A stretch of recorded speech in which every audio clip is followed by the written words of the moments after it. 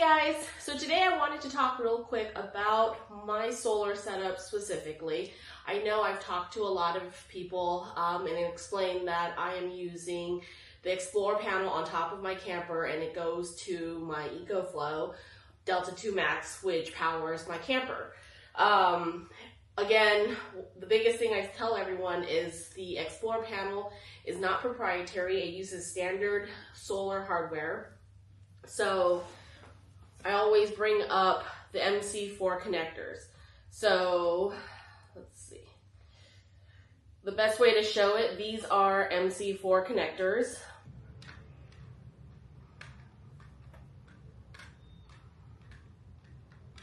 You got your male, female, and going to the panel, there is a male-female connector up at the top. When you do buy the harness, so specifically for EcoFlow, you can actually buy the harness that has the MC4 connectors that goes to their XD60 connector or their solar input. Like I said, for most companies, they want to use their proprietary plugs. However, Sunflare Solar XPLOR panels, they use standard industry hardware. So MC4 connectors to XD60.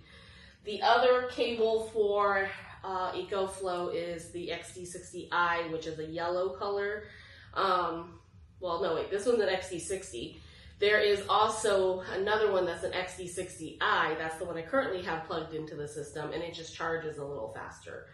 Depending on which brand of battery or portable system you're using, you would probably have to use their solar input.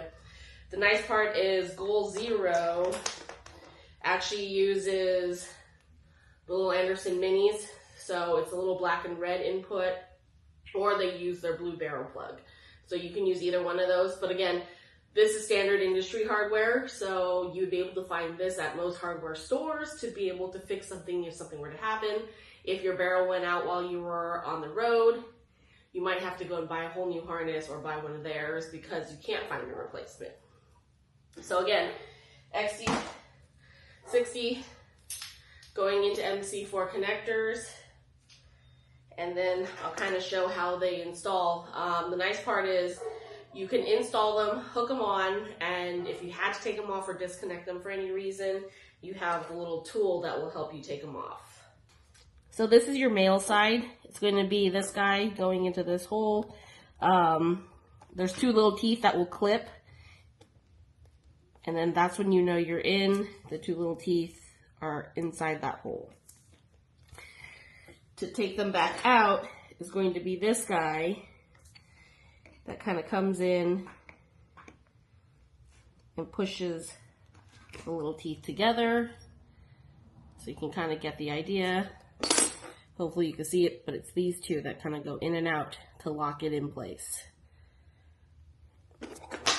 So whole little outie, and now vice versa, the clips are on here and this guy goes in and snaps into place.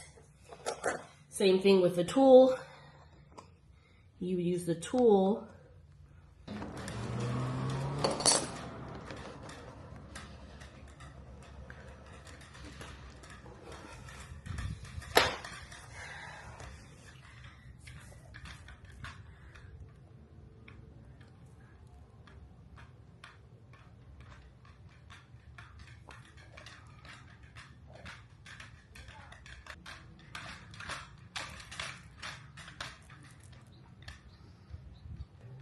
So to make things not too complicated for this video, another thing to note is some people do have the MC4 connectors going to another standard industry hardware, which is the Anderson plug, which is this guy right here. So you'll have this on one end and the Anderson on the other, and then this becomes the input to connect into another piece that would allow the power to transfer to. So obviously your positive, negative are going to continue on to another plug. This can be already in a battery system, battery box, or whatever you have built. But the Anderson is actually one of the best connecting plugs that you could possibly use out there. So if you were to update any systems, I always actually recommend Anderson's.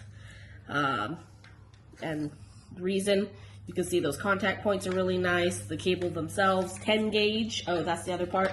10 gauge cable is probably your best bet. You can buy this already pre-done with positive, negative together, and then all you have to do is cut however long you need it to be. So if you have any questions about electrical, feel free to message down below in the comments, and I can make more videos explaining how different power things work. Awesome. Hope this helps. Enjoy.